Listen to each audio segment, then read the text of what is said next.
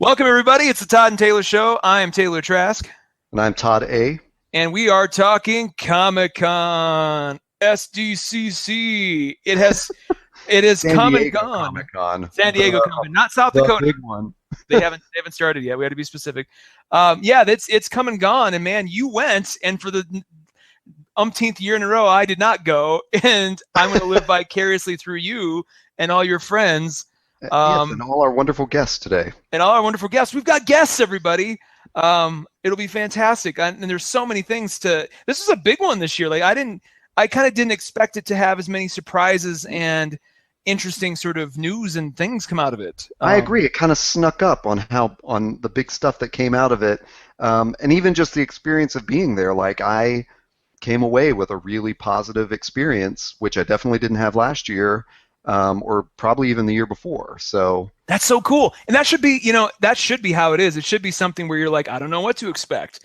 And it's always positive, but there's that element of mystery or surprise where, I mean, maybe it's just the fact that a lot of the studios going into it didn't really do a lot of fanfare about what they were going to announce.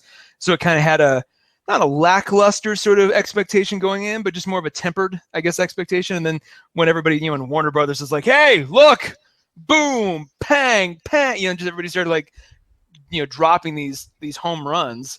Yeah, I actually think it works better this way because in years past they have relied so heavily on the hype beforehand. Yes. There's just no way it can live up to it. Mm-hmm. And we're going to talk about one instance of that a little bit later in the show, but that I specifically experienced. But I think that's one of the great things that came out of this was Marvel and DC or Warner Brothers, I guess, and Marvel they're producing so many great things coming up in the next 2 years that they get to talk about, but it would have been almost worse if they were talking about it too much before. Yeah.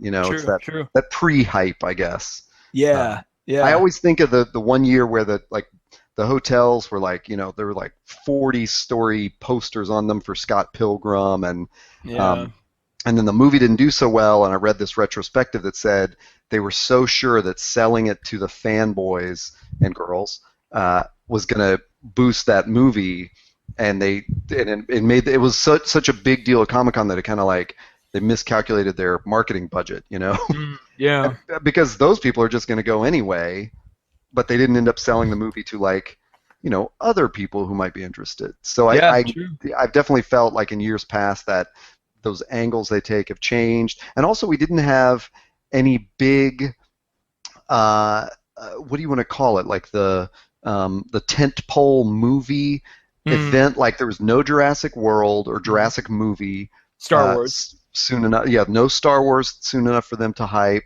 No Avengers.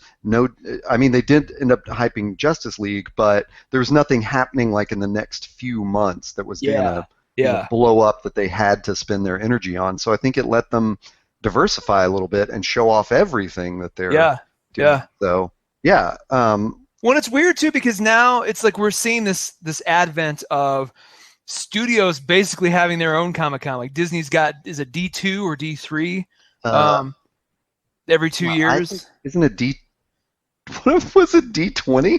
D20? Disney. I don't even know what it's called. Is that just a dice? D23? Is that D23? That is it. It's D23. You're right. D23. I had the numbers, just not together. Yeah, and there's Star Wars Expo. Star Wars Expo. Celebration. Star Wars Celebration. Jeez, I'm so sorry. Yeah, and I am surprised Warner Brothers hasn't jumped on that bandwagon yet. I'm sure it's only a matter of time.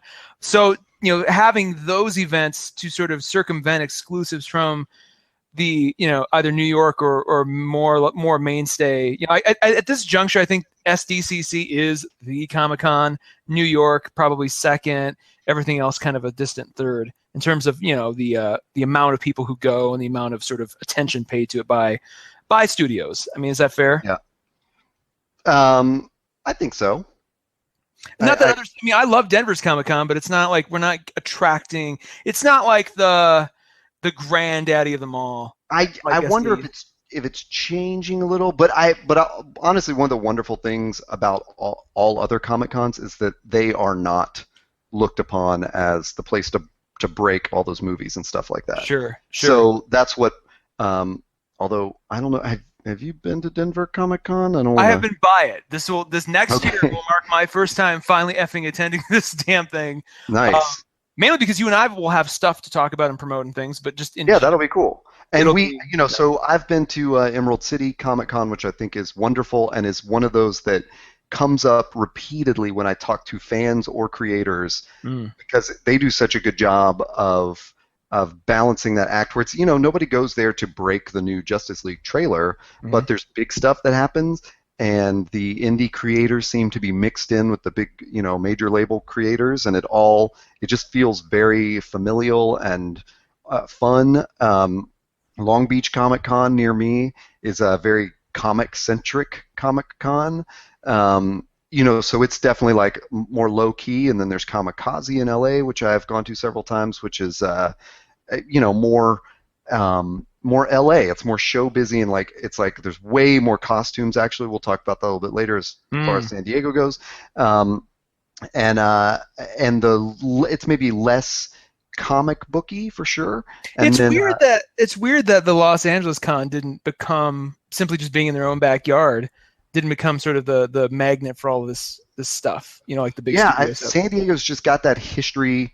They're just established as the Comic Con, and there have been many efforts over the years to bring SDCC up to Los Angeles. Mm. And I just, as a person who lives in the middle of those two cities, I hope they resist that forever Hmm. because I think part of what makes it so special is being in San Diego. Hmm. I would hate it in LA, I think. Hmm. So, Hmm. I like as much as I love Kamikaze, I don't want San Diego Comic Con to go there to LA. Hmm.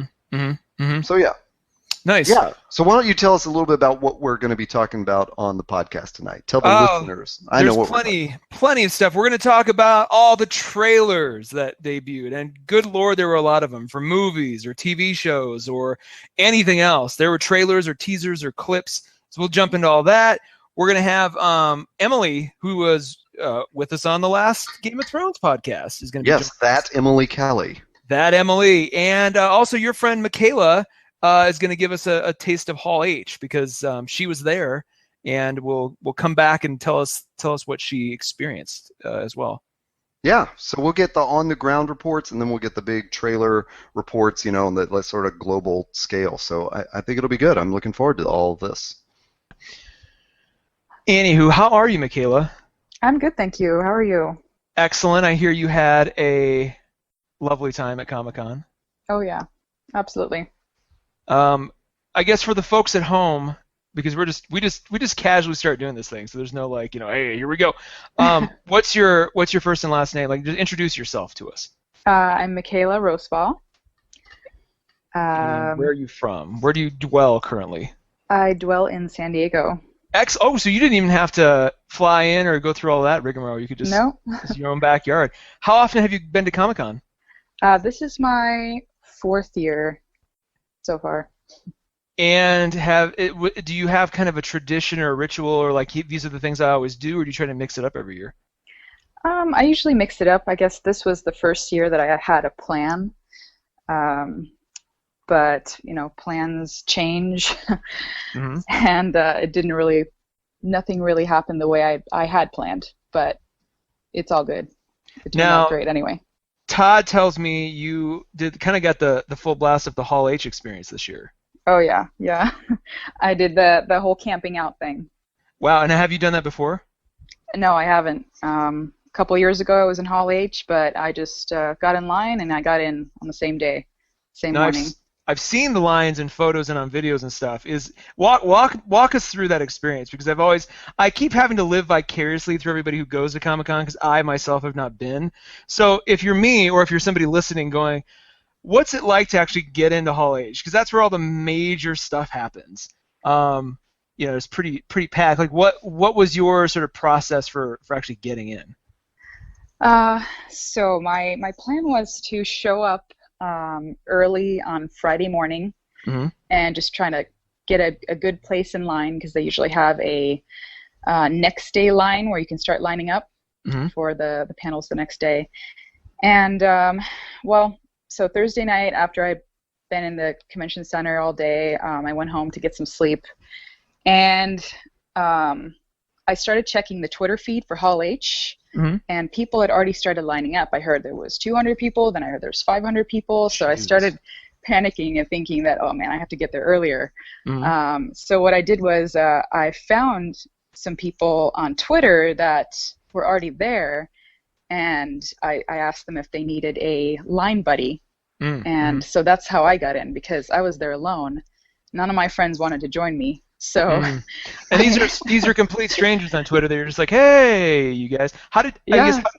Were you just searching Twitter for people in line, or like hashtag Comic Con line? Yeah, I was looking for people that were looking for line buddies, basically, because I needed one, and it's a great way. Like if you need to run to the bathroom, or if you want to go home and change, or you just run in and check out the hall for a little bit. Mm-hmm. It's great to have a line buddy who can just hold your place for you and watch your stuff.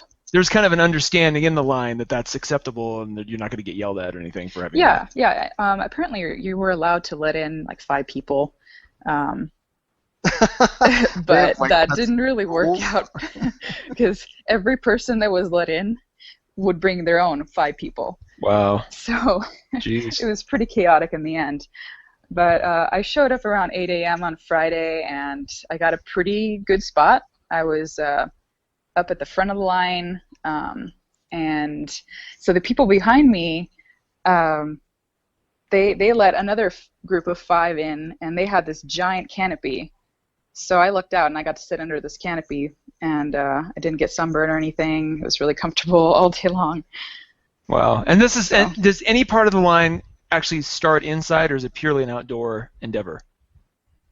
It's all outside. All outside. Yeah. Now, when it was all said and done, and they actually started letting you in, what time was it? We got to back up, Taylor, because you don't even know what happens. You don't just wait in line and then get to walk in. Oh no, I know. I was just curious, like just start to finish, like how long were you actually in line?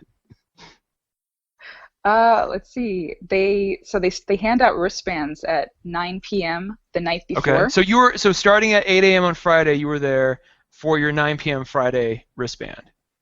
Yes. Okay. Wow. And but it was actually they handed out wristbands maybe at 9:30. Okay. So they were running a little late. But I actually managed to get a wristband. So that's there's awesome. Yeah. So if there's other people in your group with you, do you get wristbands for them too, or you must be present to win? You have to be present. You have to show your badge, and then they put it on. So then I'm sure the line ballooned a little bit during that process, and then. Oh yeah, people were sneaking in. People were just kind of hanging out right next to a group that was right at the front, and by the time they came by to give out the wristbands, they kind of just jumped in. Gotcha. And then at that point, like, what can you do? You can't kick them out. Sneaky buggers. Yeah. So I guess let's Todd, remind me, have you ever gone through this before, this experience? No, that's all new to me. I mean, I've the same as Michaela said. Like in different years, I've been able to just walk into Hall H, but it was late in the day. It wasn't necessarily for a specific panel. Mm-hmm. So what I think we should also establish, what would cause you to sit in the sun for 13 hours? What was on the panel the next day that you wanted to see? I wanted to see the Aliens 30th anniversary panel.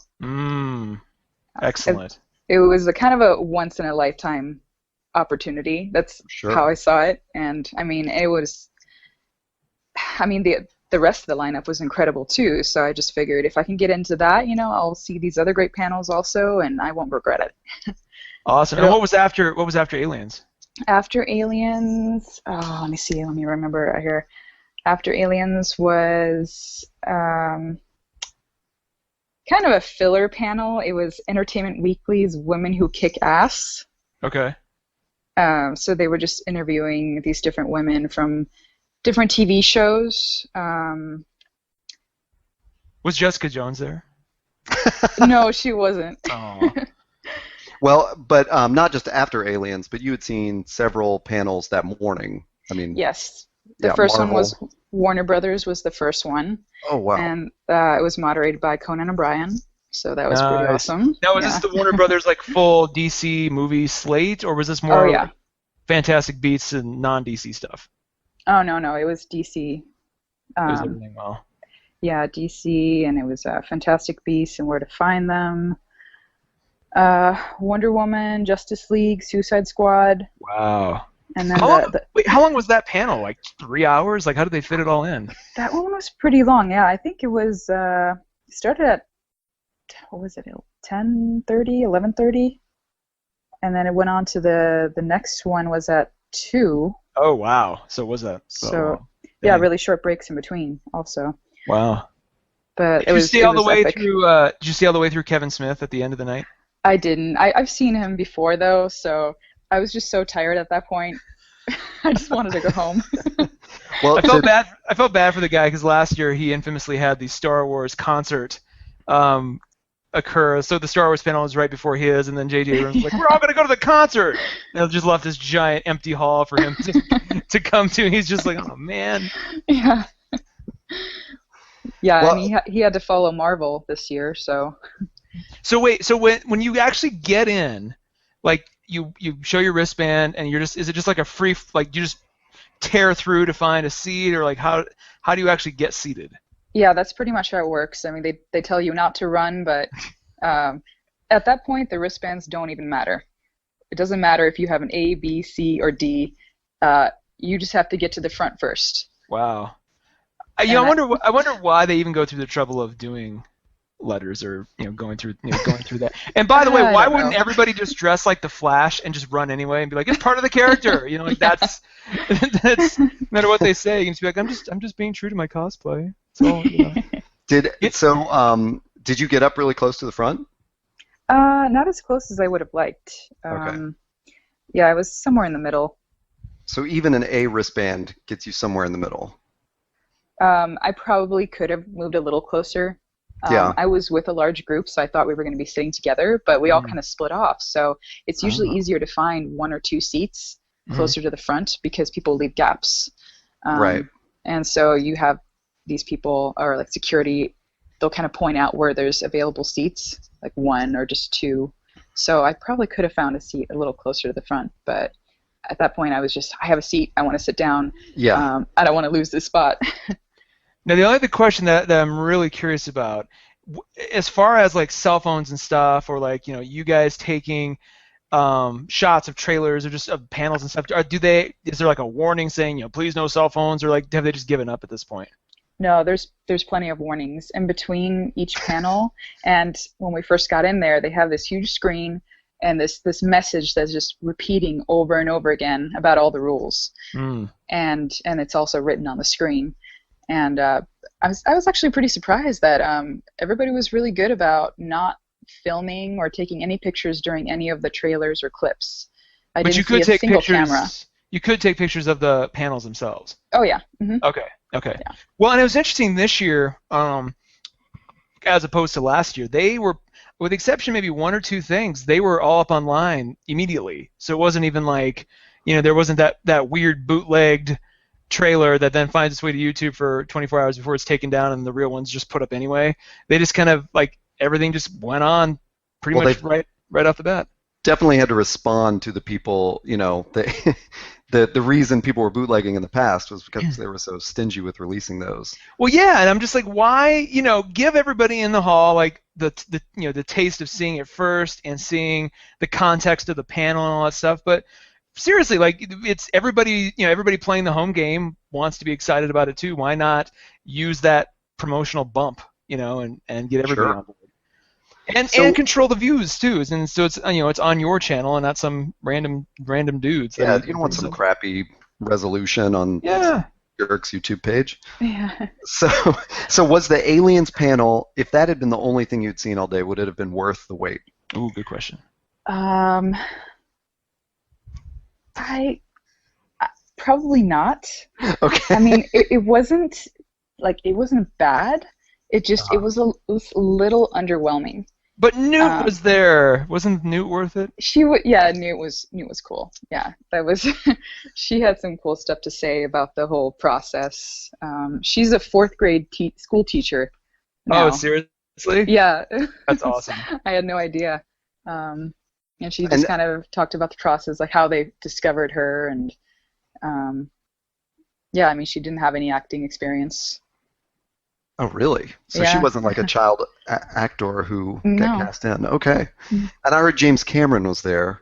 Yeah. I would think that's kind of entertaining. Was Oh yeah. I apologize for this. The guy who basically created and co-wrote Aliens, who has since passed Really? away. No, oh my goodness, Dan O'Bannon. Was there ever like mention of him or anything related to Dan O'Bannon or just because he and H.R. Geiger, like Geiger designed Aliens, like Mhm. the look of them all. Like, did they talk about that at all, or did they kind of leave that off? They didn't talk about that. Interesting. Unfortunately. Well, this was specifically like the 30th anniversary of Aliens, the second movie, the James The Cameron second movie. movie. Yeah. Oh, gotcha. Yeah, there was no mention of Alien or any of the other movies. I went into it kind of hoping that they would maybe show a clip or a trailer for Covenant, Mm-hmm. the new movie. But that's Ridley Scott, and it's based on the prequel and Prometheus, so I kind of understand that they didn't show that. Mm-hmm. But however, they did confirm that there is a script for Aliens 5, and I'm really excited about that. I just wish they could have shown something more about it. I was just really excited about it. Now, is Aliens 5 the Neil Blomkamp movie? Yes. Okay. That's a real thing? I thought that was just like a wish that he was trying to make happen. Is that actually... There's a script and everything? There's a script, yeah. Wow. Sigourney Weaver was talking about it. She said it's brilliant. So nice. Can't wait. Oh, that's cool. Yeah. And he's been posting concept art and all kinds of stuff ever since he's been jockeying to make it happen. That's great. If I guess next year, would you do the Hall H thing again, having done it like this year, or is that one of those things where it's just like I'm done for a while, or does it just totally depend on what the panel is? I think I'm done for a while. It was just this one panel. I don't think I would do it for Marvel or Warner Brothers. It was just the fact that it was Aliens. It's one of my all-time favorite movies, and I was just really excited to see the whole cast there. Mm-hmm. So there would have to be another Aliens panel, I guess, or something like that to make me want to go again. But I think I would have a better system where I would actually be able to go home and sleep in my own bed, because I didn't get to do that. Oh, yeah. You did end up staying overnight? I did, yeah. That's just kind of boy. how it worked out. It was not the plan, but yeah, I ended up sleeping there. I went home, took a shower, changed, and came back, and then I slept there. Wow. Or tried to sleep. I barely slept at all. How do you occupy yourself for that long? Just hang out and surf the web, or what? Do you have people in line? Are they cool, or all the above? I brought my Game of Thrones book, which I'm rereading right now. Nice. And yeah, I had a lot of reading to catch up on, but I actually only got through one chapter because we were just talking the whole time. I met a lot of really cool people. Oh, that's great. Yeah, it was just a really fun experience. Kind of a once in a lifetime thing. Very cool. Do we want to ask her anything about the rest of it, Todd? I mean, or you had a list of trailers that you were really excited about. Michaela, what jumped out at you from all the trailers you saw from Warner and Marvel? I would have to say Guardians of the Galaxy. Really? Oh, okay. That was amazing. Now, did they post that one online? No, that was one of the Marvel has not posted anything. Okay. Yeah. That and Spider-Man Homecoming were not available as of yet. Okay. That was an awesome trailer, and they even showed a clip from the movie. Now, did you get to see the Kurt Russell Ego Planet thing? Yes. So they actually. So I am so baffled by this. I was only just barely aware of that character, so I don't really know or understand how it works. But does he? Is it just like a giant head as a planet? Does he become a human, human form at some point? How does that work? Yeah, he kind of explains that he had to take on some kind of human form, and a body. Interesting. Did you expect that? Did you see that coming as because I mean they just flat out said this is Star-Lord's father. We're not going to even hide the fact that this is what it is. Did you think it was? another character? Or did you have something else in mind? As soon as they said Kurt Russell was going to be there, because I actually hadn't heard of him being in this movie until I was at the panel. As soon as they said his name, it's like, yeah, that's his dad. That's him. But what character he was playing, like being Ego instead of, something. I think there's a couple other characters maybe mentioned as possibilities before that. I think that one kind of took everybody by surprise. Yeah, I mean, I actually hadn't heard of any of the other possibilities. And we've talked about them on our podcast, but neither Taylor nor I know who these other characters are. Okay. Yeah. We're just like, yeah, it might be this guy. I know we went a whole podcast mixing up the name, and our friend Brian got a little upset with us later, really screaming the correct name the whole time at his phone. But so then I heard there was a clip that oh my God, I'm not even going to try to say his name, but I think it's Taika Waititi showed from Thor Ragnarok that it's not a clip from the movie, but it explains what Thor and the Hulk were up to during Civil War. Did you get to see this? Let's see. There was a clip that it was some kind of like joke clip. Yeah. Where like Thor was in Australia and he had a roommate. Yep.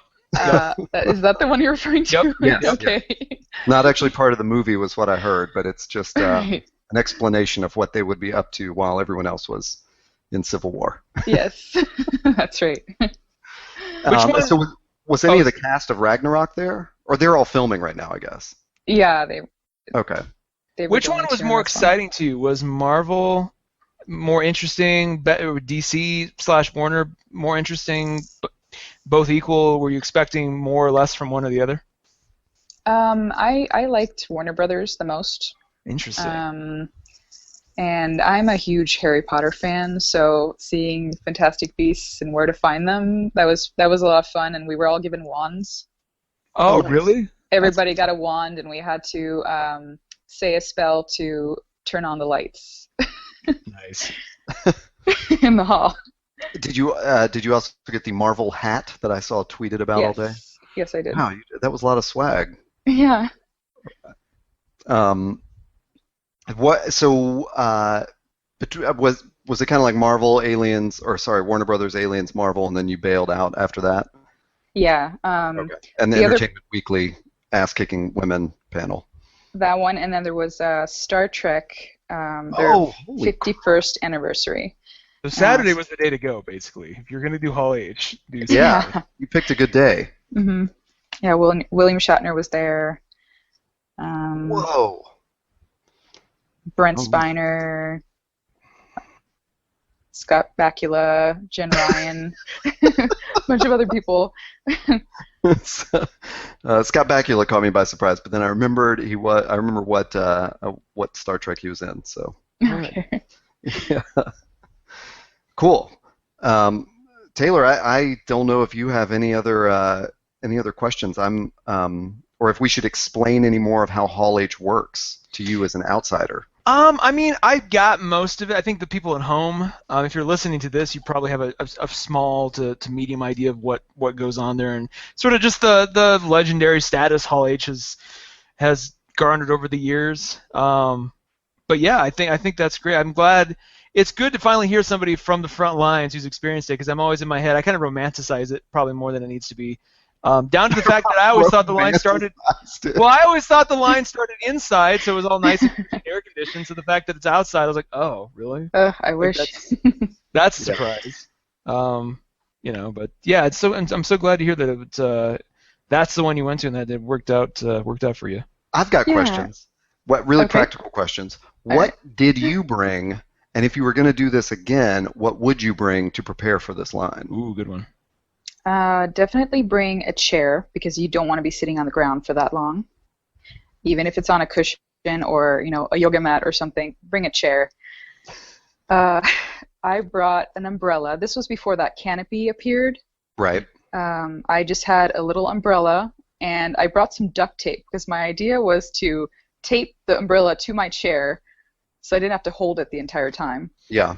and which I never got to that point because when the canopy showed up, I was sitting under that the whole time. But eventually, when the sun started shifting, we decided to hang up these blankets to kind of block out the sun. And the only thing that this other group hadn't brought was duct tape, and I happened to have it in my bag, so nice. It worked out perfectly.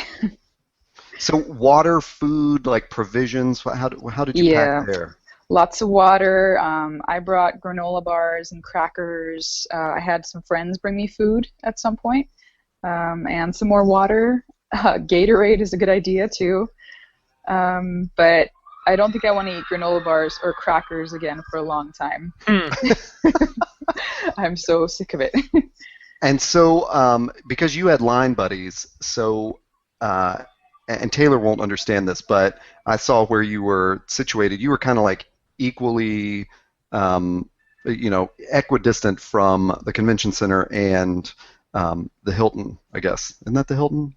Yes. So where did you run for more food or bathroom breaks, or is it easy to go back to the convention and fight those crowds, or do you go to the Hilton? The Hilton is the best option. It was really close, very convenient, and the lines were not bad in there at all. Were you able to just kind of go chill out in there for a while and like enjoy the air conditioning? Was that an arrangement you had with the line buddies, or did you feel obligated to kind of get back in line and tow your weight? No, because we were such a large group. I even had a chance to walk inside the exhibit hall for a little bit. Okay, and nice. Just look at more merchandise, and then I went to the Hilton also and just walked around there because they had panels there and stuff. So I was just kind of, peeking in to all the different rooms and took a little walk. So it was great that it worked out that way. The first group I was with was really small, and eventually I kind of just joined the group that was behind me with the canopy, and they're the ones that I started hanging out with, and it's just worked out really well. So what was the overnight like? Was it like a party going on all night, or does everyone try to shut up and get some sleep? Most people actually did sleep. It got pretty quiet after a while. I just happened to be right under a giant light pole. Oh yeah. That was just beaming down on me, and then there were a lot of ants too. A lot of ants on the ground. This is like all my nightmare. And these weren't promotional ants for like the next Marvel. No. Real ants. Real ants, yep, in the sleeping bag. Now, were you there when the unofficial Comic-Con blog delivered pizza to the entire line? No. Oh, bummer. There was donuts though. We got donuts. Okay. Yeah. Wow. But I didn't know about it. It may have been a different night, but I know we were jumping in an Uber, and a cab pulled up, and one person got out, and then she opened up the back seat, which was literally like seat-to-ceiling pizzas, and then the cab driver opened the trunk up, and it was the same thing. I mean, there must have been 200 pizzas in this cab. It was amazing. That must have been a different night, because I only left for an hour to go home, and then I came back. I could not have missed that. Yeah. Well, did the unofficial Comic-Con blog also provide the donuts? I actually don't know who provided that. Well, bummer. We would give them a shout out, because I thought that was amazing that they showed up, and obviously there's just one person delivering the pizza, but then all these volunteers from the blog showed up to help distribute the pizzas, and it just seemed like a really cool thing for them to do. Yeah, so. No, it was really nice. There's a good idea for promo for us one year. I like this whole Ant-Man sending the ants as well. I think Marvel should get on that. When the Wasp movie inevitably comes out, just have just a swarm of wasps. Like this. Like they're part of the movie. It's part of the all. And then if you can walk around and be like, I got stung at Comic-Con. Just have a little Band-Aid. I thought of something else that's good to clarify for people who've never been, which is, so once you get in, I know a lot of people think of like spending the whole day in Hall H, which is just one giant, auditorium with 6,000 seats. But what do you do about, bathroom visits and food and things like that once you're in Hall H? There's actually a bathroom. There's both a ladies' room and a men's room right in the hall. so you don't actually have to go outside. Gotcha. And there's food in there too. There's a few different areas that are just right near the hall where you can just go get your own food, and lines are usually pretty long, but at least the restrooms they're really big, and there's a lot of stalls, so the lines move relatively fast. I mean, they tell you that if you leave the hall, you have to go back to the end of the line.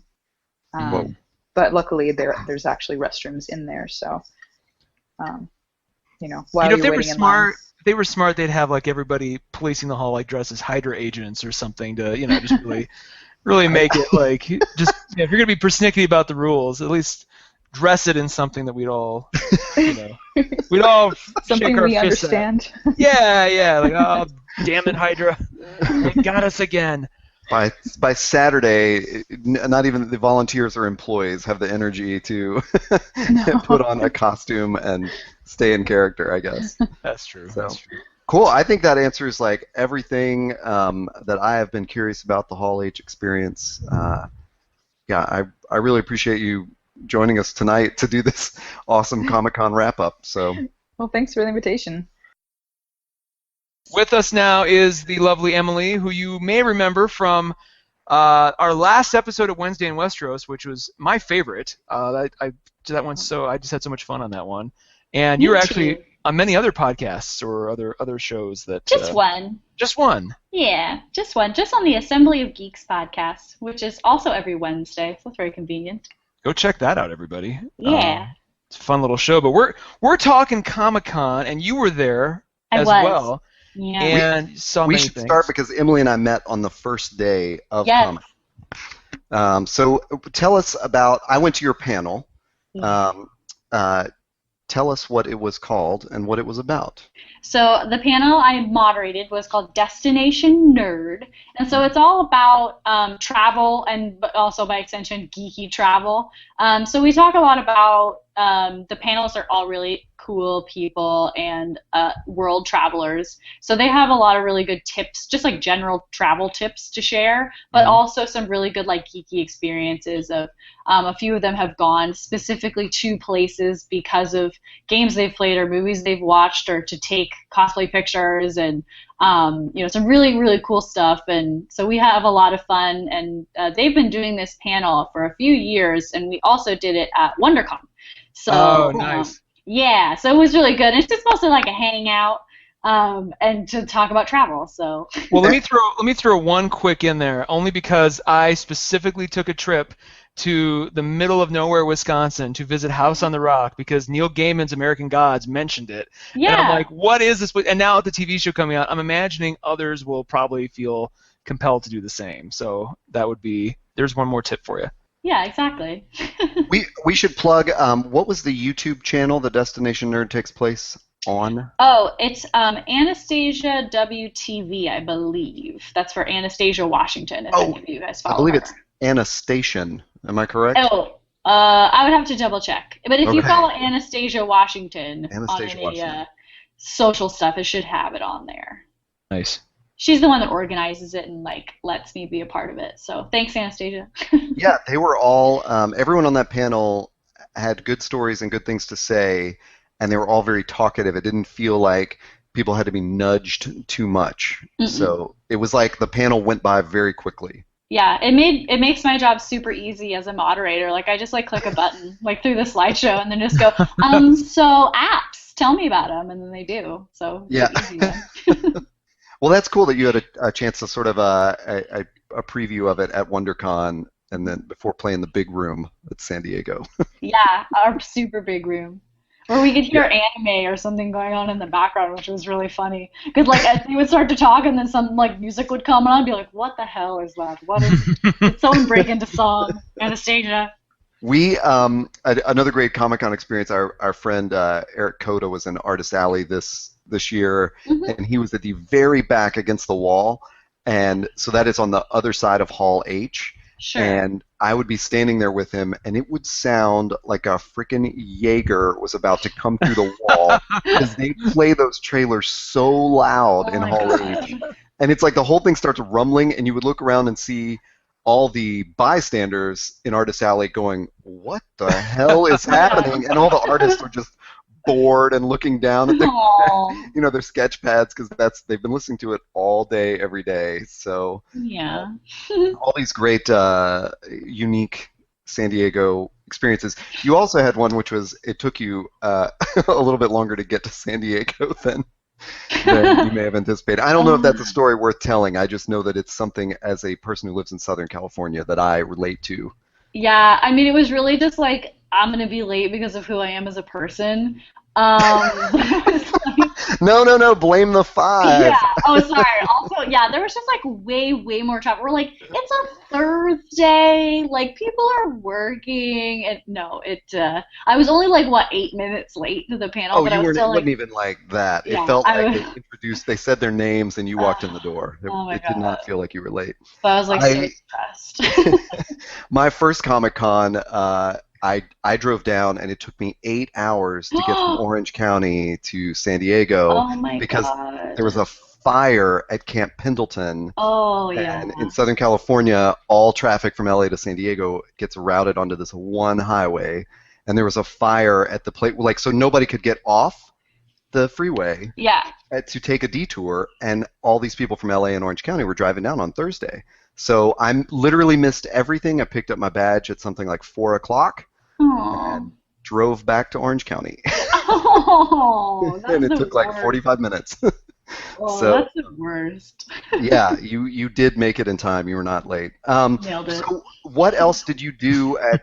We're going to jump into trailers and big stuff that came out at Comic Con. But what else did you do? What's your normal Comic Con experience? Well, funnily enough, this was my first Comic-Con. What? Okay. Yes. What? My baby's first Comic-Con. Well, your Wow. first San Diego Comic Con. Yeah, my first San Diego Comic-Con. Yeah. Yeah, You've been to conventions, yes. Oh yeah. I've been going to conventions for like five years now, and so probably the one that even remotely came close to the nonsense that is Comic-Con was Anime Expo, where it's like they have Whoa, like 200,000 people throughout Yeah. 4 days or whatever, and it's at the LA Convention Center, so it's a little bit smaller than San Diego one, but so I was mildly prepared for this one, but Okay. really I was not for like the amount of people and like. Ooh. I have a key question. Did you Yes. cosplay? I did. Ooh. So yeah, so that's really the moral of this story about my first Comic-Con is that I was wildly underprepared for this. Like it was like kind of a last minute thing, and then we stayed like with my boyfriend's grandmother who lives like 45 minutes outside San Diego. So we had to drive in every day and then walk from our parking and stuff. So we were like so tired from just like driving and walking everywhere. Oh, So man. we really we didn't see a lot of stuff. Like we walked the exhibit floor for like the Thursday and Friday, but we didn't sit down for any panels. Like we didn't really do any of the outside stuff because it was so hard to move around. So, but I did cosplay on Saturday, and I was Retro Diva from Overwatch. Oh, neat. Yeah, Wow. and so I just happened to BuzzFeed had an article on this artist. His name is Andrew, and he did these really amazing Game of Thrones, Star Wars mashup art. So they're like all Jedi and Sith and things, and so I was like, this is really beautiful. This was make like a really cool cosplay. And so I looked into his art, and he had these really cool rockabilly retro Overwatch ones, and one of them was Diva, and I was like, this is so cute and would probably be perfect for Comic-Con because it's hot. I don't have to carry a large weapon or a severed head, and like I usually do. So I did it, and it was very fun. I had a lot of fun, and I was actually featured in IGN's Overwatch cosplay video. So that's like, I'm crying, like ugly crying. And I looked cute, I think, and it was fun. I had a really good time. So, but I'm seeing the original concept art right now. That would be that is a cool cosplay. That's awesome. Yeah. So I did a little bit of like my own sort of take on it, and I'm gonna expand on it a bit more. This will probably kind of be my standard, more anime video game convention one for a little bit, because I really like in Diva's like flight suit. She has like sponsor logos on her leg, and so I thought like that'd be so funny to do like temporary tattoos where it's like that I'm kind of that retro tattooed sort of girl. I think that'd be cool. So I might, coming up more Diva, but I had a lot of fun, and we did the Overwatch cosplay meetup, and so I got to meet a lot of other like Overwatch cosplayers, and they're all really cool. There's a lot of divas, so that was really fun. Nice. We were like a herd of divas. Or a murder of divas. I don't really know what it was. It's definitely a murder of divas. It's definitely a murder of divas. So, but that was like the coolest thing I did, probably. Well, the comment you made to me on Thursday was, "This is a casual cosplay, but that doesn't mean it's comfortable." Yeah, it's a bit. The shorts especially are a bit tight. But no, it was cute. It was definitely. So you weren't overly hot though. You weren't because no. that is yeah. Yeah, the wig is a bit much. It's a lot more hair than I'm used to on a daily basis, and the shirt is kind of long sleeves. But yeah, I mean, it was not like I was walking around in giant, huge armor or anything, or like a full leather outfit. You know, there was definitely people who were more dying than I was. So I kind of got away with it, you know, and I got to wear comfortable shoes and like, I don't know, it was good. So if this was your first San Diego con, you might not have this perspective on it except maybe through talking to other cosplayers, you know, but my perspective was that there was much less cosplay than I've seen in years past. Yeah, actually, I did kind of feel that, especially like walking through the exhibit hall. Maybe they were just in other areas like that I didn't go into, but I really did not see as many cosplayers as I'm used to seeing at other conventions. But maybe it's sort of like a numbers game, like in a group of 100,000. Right. If there's only 1,000 I wonder if the word kind of got out that, you know, the crowds and the heat just make it not worth it. You know, whereas a few years ago I felt like there was this big break where you showed up and it felt like half the crowd was in some kind of costume, even when they were casual costumes. And this year it definitely felt like no, it's a really small minority. So yeah, and I think there was just a lot of there was some weapons issues. Right. Yeah, that's a good point. Yeah, and like even the weapons line check was pretty long, and it was just a lot hotter than I expected it to be, and I think a lot of people expected it to be. So I think too, a lot of people would show up early, get pictures taken with photographers they'd already arranged with, walk around maybe for a little bit, and then leave and go change and be casual the rest of the day. So that could have been it too, but. I was kind of bummed that, it's like I've been looking at some videos and other pictures online, but it really, even me, like, I think it was just a bit different because Overwatch is new, and then Diva is not totally recognizable unless you're kind of on the side and like you see her headphones. So I didn't get stopped nearly as much as I'm used to as Red Sonja, who's a much more recognizable character at a distance. So because that's what everyone was asking me, like, oh, was your day crazy? Like, did you get stopped much? And I was like, not really, like, which was kind of cool because then I could actually like move, Well, then it's the people who are stopping you too are like the real, like they really know. They're like, oh my god, they're probably gonna appreciate it more. Exactly. I did hear a lot, like when we were walking through the crowd and they'd pass me and see the headphones and they go, oh, it's Diva from Overwatch, and I'm like, hi. Nice. Yeah, I can hear you still, But. Nice.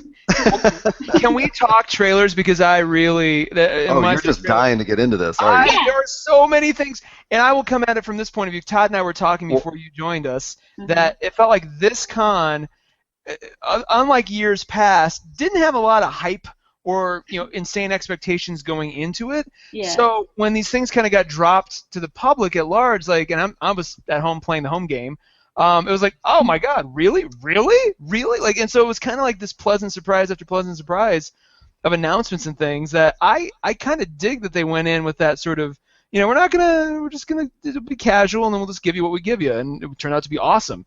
Did you feel, either of you, like going in, like, what was the tone or what was the vibe of it as you were just sort of on the floor, just walking around, hanging with people? Well, you just don't hear about it. That's the thing to me, is that unless you're in the hall, you don't really know. To me, at least, I don't know. Emily, I'll let you speak for yourself in a moment. But I don't. That's one of those things where I go home with my friends, and then we're all on Twitter going, "Oh, they premiered Justice League. Let's check that out or whatever." Yeah, but there's not like a rumble on the floor for that kind of thing. So I was sort of oblivious until Saturday night when I got home, because I bailed out a day early, and I watched them in the safety of my laptop. And Emily, did you see any big hall sort of reveals or anything, or were you similar? No, I never. I mean, no. Like I'm not gonna camp out for like a day and a half in the hot sun to see stuff that they're just gonna put online in like an hour.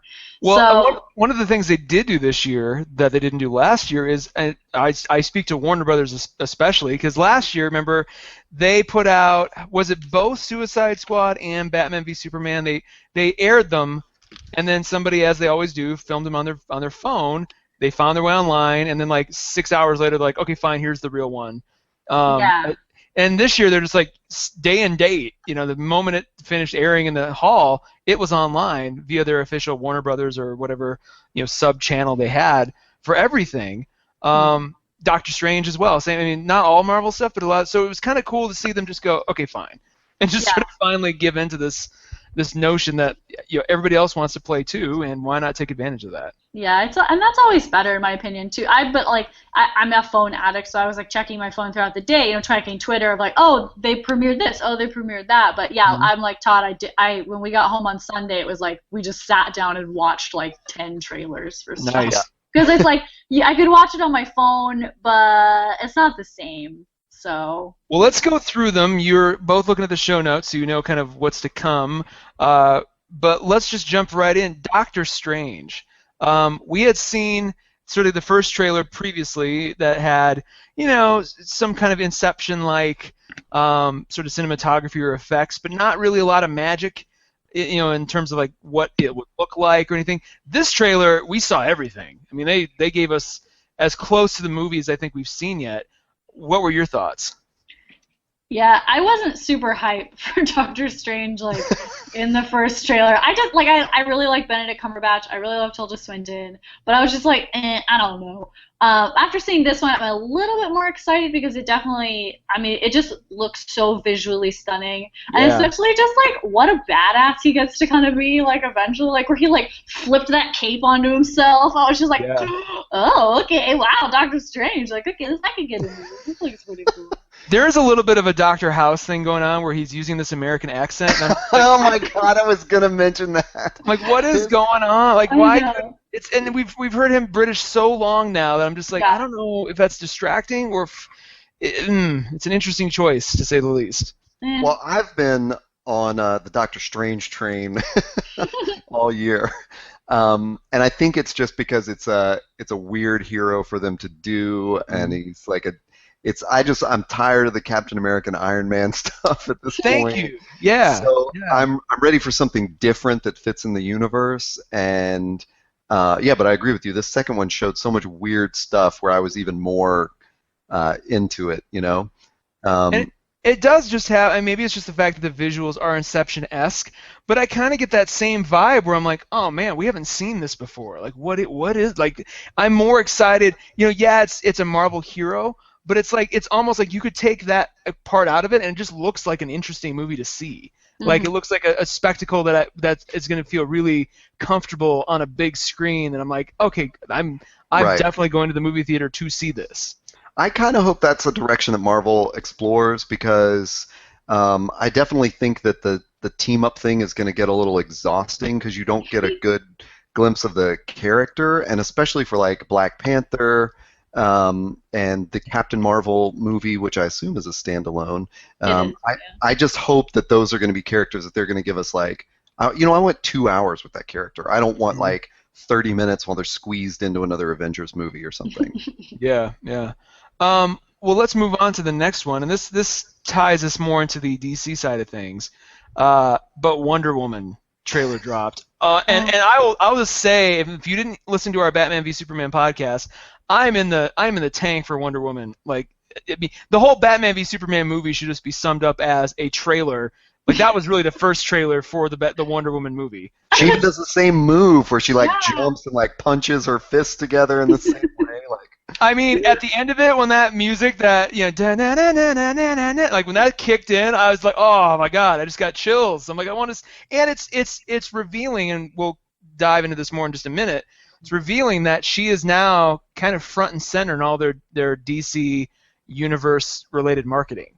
Like, she's always in the middle of the photo. She's in the front of the line. Like, I kind of have this feeling that they're sort of going, okay, we're going to start again, And she's our Iron Man for all intents and purposes. Like we're gonna kind of, Batman v Superman is what it is, and we're just pretend that we're starting. Now here it is. And I don't know. I dig. We'll JK, everyone. Yeah. Just you can watch those, but this is really the beginning of it. Yeah. And it's like, cause like the tone, like I don't know, just tonally it felt right. We'll have to see how good of an actress Gal Gadot is when allowed to do more. Which would be my only concern. But put Robin Wright in a freaking armor leading the charge, man. and just archery people all day.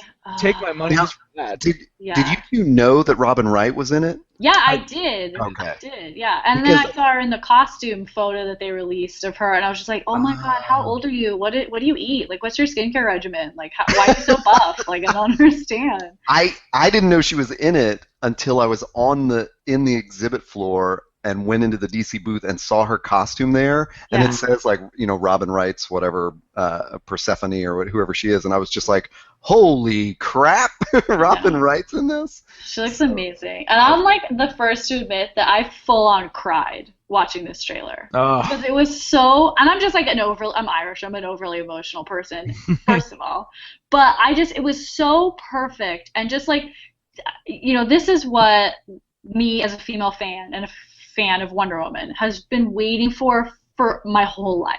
Mm-hmm. Like Linda Carter, Wonder Woman, very very good, but low campy, whatever. But this was just so good, and especially just like it really was like feminism punched us all in the face, like in a good way of like. Yeah, I want to be punched again and again if that's the way it is. Oh, when she's like, she has to kill someone or like kill some German people, and then Steve's like, I can't let you do this. She's like, what I do is not up to you, guy. And I was just like, yes, queen, yes. Like, everything. And like her mom, I forgot what her mother's name, but there's one line where she's like, they don't deserve you, Diana. And I'm like, we don't. We really don't. But I'm so glad. I'm like so excited. It was in our last podcast, Taylor, you kind of said the same thing he just said a minute ago. But you called her.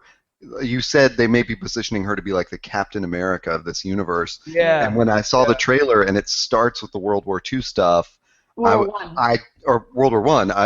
Thank you. I just thought, yes, please put her in that position. Yeah. Like she needs to be the center of this DC universe. I think part of that superhero fatigue that we've mentioned a couple times with the movies is that we're kind of just tired of like stop telling us the same stories of Superman and Batman and Spider-Man over and over. Well, and she's an origin story. I mean, at this point, throw a rock, and anybody you touch is going to be. They could rattle off Batman's origin story. They could rattle off most of Superman. Very few people can accurately give you this is what I think Wonder Woman's origin is. So it's already you're like, wow, this is not something that a lot of people are familiar with. And then put it in this package where it had some of those Zack Snydery slow-mo kinds of shots, which I'm not. A lot of people are like tired of it. I'm like, I'll take them as long as it's. I mean, it could go off the rails, but like, everything I saw suggests that this is just going to be exactly what it needs to be. And I will ask you this, Emily. At the very end, there was that little joke with Etta Candy. I love it. You loved it? Okay, I didn't know if that felt cliche or if it felt like no, that was perfectly fine. No, super fun, and especially for the era. I read a lot about. I mean, I could talk about Wonder Woman like all day, and so I think. I read this really great article when it was revealed that they would be set in World War I, of that she is coming to this world, and World War I is one of the most bloodiest, just awful sort of wars. And so she's coming to this world of men after living in this basically essentially a paradise. There's war, but a paradise. And she gets to see the very worst of men, especially because we live in a patriarchal society. And just the way that she could have gone dark side and say, like, human men are terrible and this world does not deserve my protection and these people do not deserve me. But of course she doesn't. She still finds the goodness in people, and especially in this, she comes to this era where women just barely, actually I think in this era, women cannot vote yet, because this would be like 1917. So that's super shocking to her, I'm sure. And that, like women are male slaves, slaves to the dudes because they're secretaries or wives or whatever. Like, it's going to be so interesting just from her perspective of the story, the difference and how she kind of interprets that in her own way and sees the light in things and sees the good in people and especially sees the good in men. I keep getting chills just thinking about that damn theme song. Oh, God damn that theme song! Because it starts out with that like cello, that ticky ticky ticky ticky, and you're like, oh God! And her whip glows too. I don't know if we saw that as clearly in Batman v Superman. I dug that. Yeah, that was so good. Lasso of Truth. That was so awesome. Well, that leads us into the other big DC reveal, which I don't think anybody saw coming. I remember IO9 or a bunch of journalists had, a week or two ago, they're like, hey, we went to the set and, basically invited us to just say, hey, we're trying. And then basically what they saw on set made its way into this Justice League teaser that they released. And I had to watch it twice because at first I'm like, what are they going to do? And then, you saw it and then I saw, watched the second time and it feels like tonally, they're definitely going. Oh, somebody has stepped in with their marketing to go. Okay, we've got to stop taking this so seriously. We've got to start, having some fun. Clearly, everybody liked the fun of the Suicide Squad trailers. Let's throw a Quentin Tarantino-esque logo at the end and some rock music and make it a little funny. What did you guys think? Yeah, I like that you bring that up because I definitely felt like the Flash in it. It felt like Iron Man talking to Spider-Man in Civil War. That was the vibe I took from that. Where like we hear Batfleck make the pitch kind of off screen. We just hear his voice pitching the Justice League to someone else, and then when he starts into it for the second time on the Flash, and he's like, "I'm in," and just interrupts him before he even hears all of it. I loved that. I loved the although another Marvel nod. I loved how. Batfleck throws the Batarang, knowing that Flash will be able to get out of the way. But that was such a Quicksilver move where he steps aside and they see it. So I'm interested to see how they portray that differently than how Fox has done it with X-Men because Fox has obviously nailed it. Yeah. With Quicksilver. So. Yeah, I really did love that part between Bruce and Barry of like where. Barry just, I'm in, and then you kind of see like that, like Bruce sort of drops that like Batman billionaire sort of like, oh my God, really? Like, okay, really? Yeah, okay, right.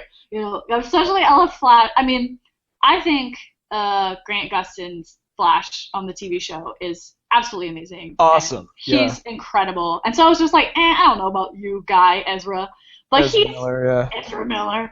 But he seemed. I mean, we didn't get to see too much of him, but. He sells it for what he's in, though. Yeah, he really does sell it. I just like when he's like, I need friends, and it's like, okay, Barry, we know, sweetie, like it's okay. I was one of those people who are like, why the hell are they? Well, just put Grant Gustin in it, and they're like, no, we're gonna. And so I'm like, I don't know. Even in Batman v Superman, when he pops in, I'm like, I don't know. Yeah, I'm like, And this is the first time where I'm like, hey man, I'm on board. Like multiverse Barry Allen, go for it. Like if this is where you're going. And then Jason Momoa, I gotta say, he looked, and then so keep in mind it was the trailer, and then they released like a teaser photo of everybody suited up. That wasn't like that was an actual, not just a concept art, but like actual photographed costumes. And Aquaman's costume looked badass. I mean, a lot of people have been ragging on it. I'm like, why? He's gonna make Aquaman cool, like in a really interesting way. So I was. That sort of where Bruce was fingering him in the fish market. It was phrasing. Just like, it was just that. Yeah. Oh, sorry, that was. I mean, that was cool, and just the whole thing. And then he and Wonder Woman sitting around, like just talking about, they're kind of buddy now. I don't know. The whole thing kind of felt like, man, it seems like they're on the right track. I don't know. It's funny because correct me if I'm wrong, but we did not see Superman in this at all. No, we didn't. Yeah, so I do wonder how he fits into that that universe, which is a thing that's happening in Justice League Rebirth right now. Yes. In the comics. Well, correct me if I'm wrong. I don't think Superman is actually included in the original Justice League. I think he kind of comes later. Really? Like Bruce, or maybe I'm getting it wrong. I might be getting it flipped, but it's either Bruce or Clark. arrange the Justice League together, and then the other one joins later. And I kind of have a feeling it's Superman, but maybe we'll get a lot of comments because I'm wrong. But I'm going to go out on a limb and just say I would be completely comfortable, especially given what we've seen from that Wonder Woman trailer, if she's kind of like she fills that void for Superman, and we don't see Superman come back until the very tippity end of the movie. So then he's in Justice League Part 2, but for the most of the movie he's not in it. He stays dead. Like I would be cool with that, because it would be cool to see this dynamic, and then all of a sudden this other guy jumps in at the very end, and they got to make room for him. Yeah, I think too probably it's just sort of a logistical, like Superman has already been featured in 2 movies, and so they might be just trying to give the other people more screen time. Sure. Like, Supes is off doing whatever, and everyone else is trying to like get their shit together. Like, but I did want to talk about Aquaman, because the parts where he's in, first of all, he looks nuts, but like in a really cool way. Like he looks, where they like lightened his eyes and stuff, and his crazy fish guy hair. So, but when he's like the one part with him where he's like drinking like a handle of alcohol and then throws it and then just gets like all that wave on him. I was just like, dude, who would make fun of him? Like, do you want to die? Like, what is your Bruce? What are you doing? Like, yeah. He's bringing some of that Khal Drogo to the role too. Like he's just got that sort of vibe, But it's more. It was, I don't know. I really liked that reveal where he's just like hanging out with the locals, like bringing them fish, and I'm just like, I don't know what about, like it makes it removes that regal aspect. So like maybe he's more homeless-ish, or hobo-ish at first, and then like we find out, oh, he's a king too. And it's like, oh, what, we all, as fans we know that, but like the characters in the movie will be like, oh my God, he's, I didn't know you came from royalty as well, because Diana comes from royalty essentially. She's a princess. Yeah. Bruce is a child of wealth. Barry is, it'd be great to see that dynamic of these rich kids and guys like Barry or Cyborg. Oh, and Cyborg. Yeah. Aquaman is just such a stupid superhero. Yeah. But I was happy that they did some direction with him that's like, oh, now I want to watch this. You know? They've changed him in the comics in the last couple of years to make him a lot less, like, useless. Right. So they've changed him. They've definitely made him more interesting. But yeah, I as soon as he was announced as Aquaman and everyone was like, what? And I'm like, no, this is going to be freaking awesome, because Aquaman is like a total badass if you really think about it. So to give him this badass automatic persona, you just look at Jason Momoa and you're like, oh, okay. Well, he flies through the ocean like Superman does through the air. It's got that sonic quality that we saw in Batman v Superman, where he like booms away. I'm like, I want to see that. Yeah. Well, now, did anyone have any opinions on Cyborg? We only saw the photo, right, with the costume. No, he was in it for like he's 1 in the trailer. second. Yeah. Very briefly. Oh, that's right. Yeah. He's in it once out of costume, I would say, or actually when he's in costume, so nobody can tell he's part robot. Yeah. And then he's in it for a second when he's in the the robot getup. Yeah, he says to Bruce that line of like, I didn't think you were real, and Batman's like, I'm real when it's convenient. Like, Batman voice, So we just didn't see that much of Cyborg, and I always really associate my Batman voice is the worst. Batman walks up to everybody. Is your mother named Martha? Yeah. That's how we decide if you're in a club. That's their password. Yeah. Cyborg for me was always more with the Teen Titans. Thank you. So this is kind of another interesting choice of changing the relationships of characters related to Batman. Killing joke. So Cyborg is kind of the same, and I think they just kind of needed someone kind of interesting, I guess. I don't know. Well, he's been in the Justice League he's been in the Justice several League years. Too. Yeah. But I just don't know how he. I don't know. I'm happy to see how it goes. Yeah, I'm into it. I like Cyborg. Cyborgs are cool. Rock on. Yeah. Well, should we talk about Suicide Squad, because I added it to the list? Do we need to? I mean, at this point, it comes out in like 2 weeks. Like, I don't know. But what else was there to show besides? I mean, like, it seems like they're just showing all the movie in trailer form. I know, that's literally all it is. My only comment was when Taylor and I talked last week. I had told him this was about Ghostbusters, but I was telling him I'd seen this extended like commercial before Ghostbusters for Suicide Squad that was all Harley Quinn focused. Mm-hmm. So the only thing I took away from this one was that it was whatever Will Smith's character was named. I have no idea. Deadshot. Yes, thank you. I have to be reminded of that every time. Yeah. I have to be reminded Will definitely Smith in seems this movie. Focused Yeah. on Deadshot. Like I don't, because so on what day was this? Maybe Friday. I had sort of two things that I wanted to do after lunch. They were both signings. From 1 to 2, this wonderful author named Sam Maggs was signing at the Quirk Books booth, and I was running up the aisle to make it to her table in time when I got stopped by Comic-Con police because the damn Suicide Squad cast was being led across the hall, and so it was this giant like traffic jam. And I'm going like, I don't care who this is. Let me through. I've got to make it to this booth before 2:00, you know. And then I just hear people screaming like crazy, and it's Will Smith walking across the hall. Oh my gosh, I would scream probably. I was at the booth, so. You should have held up an After Earth poster and just went, boo, boo. If only I'd had the like foresight to do something like that. Just never let that poor dude. Like, think about this though. That dude was he broke movies, like the Will Smith name alone, and now he's in an ensemble. He's not he's not Margot Robbie, who is like that is the face of Suicide Squad, other than Jared Leto maybe. Mm-hmm. Well, and just the very fact that I don't know his character's name. But the other thing I took away from that latest teaser was that he's really the one holding it together. This, something Taylor and I've talked about is like, we just don't know if this movie's, like, if they're going to show it to us all in the previews, or, if it's going to be any, like, if they've gotten so good at making trailers that the movie's going to be terrible. But I definitely think they're relying on Will, like, he's the glue. Yeah, for sure. And he is the leader of the Suicide Squad, like in the comics and in some other media.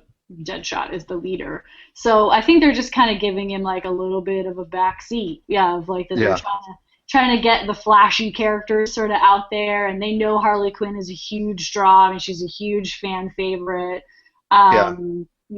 So I get it. And the Joker too, I get it. But hopefully in the movie we'll see a little bit more of him, because I love Will Smith. I think he's great. I think he's kind of hoping, to be honest, for a little bit of that comic book comeback magic that Robert Downey Jr. has saw, and a few other people have seen. Ryan Reynolds, and that he's kind of hoping like this will be it. I can bank on at least one more movie or two more movies in this franchise, and then maybe I'll start to get some more work again. And that's true. Yeah, I hope he does, because he's great. It could work out. He'll be the romantic interest in the Margot Robbie like lead comedy that she stars in, and it's like, and also Will Smith again. You liked him in that movie, right? And like we've paired this 50-year-old man up with the hottest 25-year-old actress in the business. They were in a movie together already. Wait, what? Which one? Yeah, they were in. I don't remember what it was called, but he was like a con artist or something. Kind of. I know what you're talking about. Right? Okay, yeah. I thought maybe it was.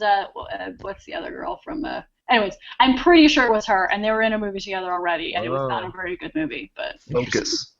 Focus. Yes. Spider-Man: Homecoming. There was a clip. Thank you for getting us out of Suicide Squad quicksand.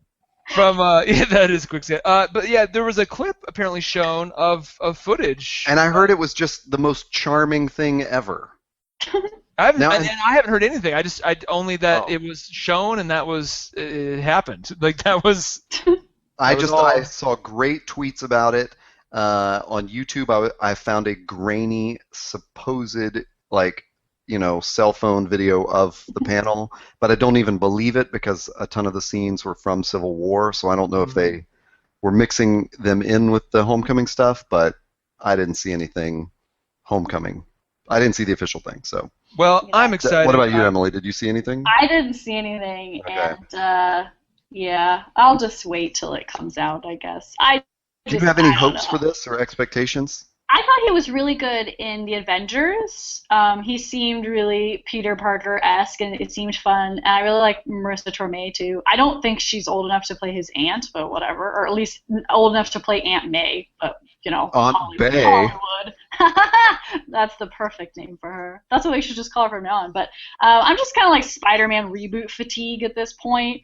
Yeah. So Well, I mean, was going to say, I just hope they don't retell the story. I'm so tired of the origin story. I think they know that by now. I mean, surely they're aware if Marvel's going to just jump right in. Maybe there's maybe they'll refer to it. I, having just watched Spotlight, am excited to see Michael Keaton as the Vulture. And that is my least favorite villain. He's the Vulture? Yes, he's the Vulture. Yeah. Michael Keaton is playing a second winged bird person. Guy. Yes. Yeah. Oh, and they've released the concept art of what the a third.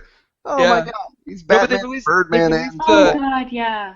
They released the concept art and it looks pretty great. I'm just like, huh.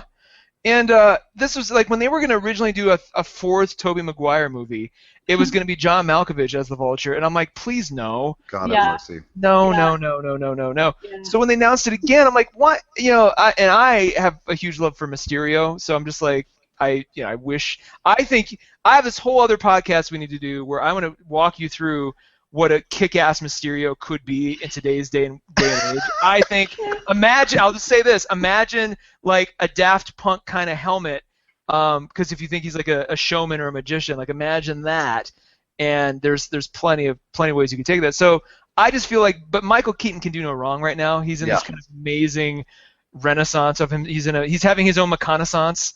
Yes. It's if he's gonna do this, I would love to see. I can't wait. I just can't wait.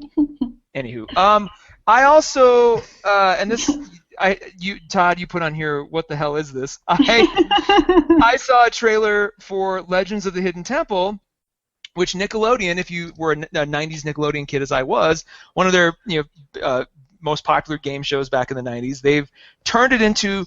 I want to use the word movie lightly because I don't know if it's supposed to be in the theaters or if it's just a made-for-TV kind of thing. The way it looks would lead me to believe it's the latter because it does not look like movie quality, and I'm not entirely sure what they're aiming to do with it. So if you're listening to this going, what? Just go Google it, go find it. As a fan of the show, I was when I heard they were doing this, I was kind of excited. I'm like, oh, this could be kind of like a Tomb Raider sort of thing. It literally looks like the game show as a movie, and I'm just not understanding Did it get a major Comic-Con release? They debuted. They quote unquote dropped the trailer in one of the panels. Oh, okay. Yeah, and they had a hidden temple thing at the Nickelodeon booth, and oh, okay. I freaking love it. It was the most stress-inducing show to watch, and I always thought oh my God, I would do you have to turn the monkey around, you idiots. Yes, I was killing the show, Yes. So I didn't watch the trailer. I just have been hearing things about it. I know they did a documentary too about the guy who was the host, and Interesting. I think it's funny. I think it is a TV movie, a Nickelodeon TV movie. Okay. So it might be kind of fun, for kids who have absolutely no idea what we're talking about right now, to be oh, this seems fun, and maybe they'll bring back the competition show. I don't think they will. It's too 90s. But yeah. I would still. Can they do it for adults? I mean, if they're gonna bring that back, they better damn well bring back the Adventures of Pete and Pete in a major way. That's if they're gonna reboot something that. Yeah. Yeah. Anyway. Or Are You Afraid of the Dark? Bring that back. Start with that. No. That would be. I still have nightmares. A lot of careers are launched off that show. That's true. It's another podcast we can go back and deal with. They also apparently dropped a trailer for Kong Skull Island. Is that? Yeah. Yeah. I was super excited about this and had read nothing about it. It was just when I was on YouTube looking for Comic-Con trailers on Saturday night, I found it, and oh my gosh, it looks so awesome. I can't believe Samuel L. Jackson is in this movie. It was so random to see him. I'm hi, what are you doing here? It was I heard his voice, and then a second later I was looking at John Goodman, and I was like, what the hell are you doing in this movie? Yeah. Yeah. Yeah, it looks gnarly. It looks pretty radical, and everyone in it is so amazing. But it's sort of we get it, you guys. Yeah. You ran out of ideas. Well, we're just gonna do King Kong again. I get it. I totally sympathize with that point of view, and I have felt it.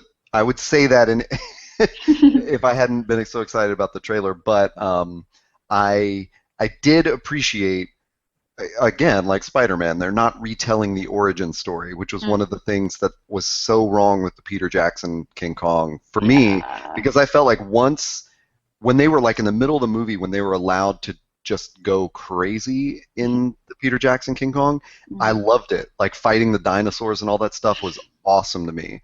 But then all the sort of bringing back to New York thing, I really disliked.